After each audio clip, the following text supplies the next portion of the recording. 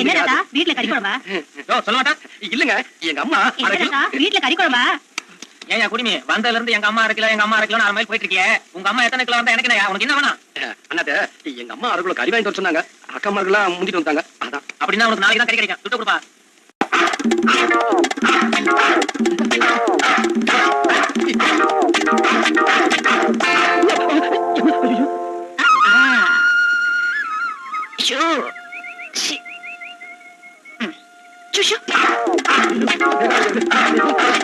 நானும் நினைக்கிறேங்க என் பாவையை அப்படித்தாங்க. ஆமா இதெல்லாம் பூசணிக்காவா?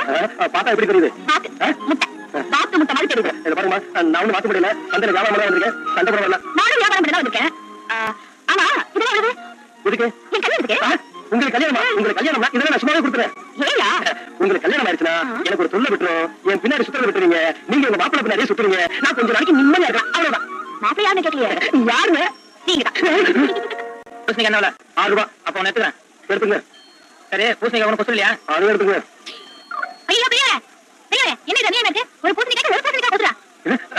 சின்னவரே நான் ஒண்ணும் கொடுக்கல. அவனே தான் கேட்டு எடுத்துக்கிட்டான். கிழிஞ்ச பிறதான் இப்படி வியாபாரம் பண்ணா பைசா தேராது.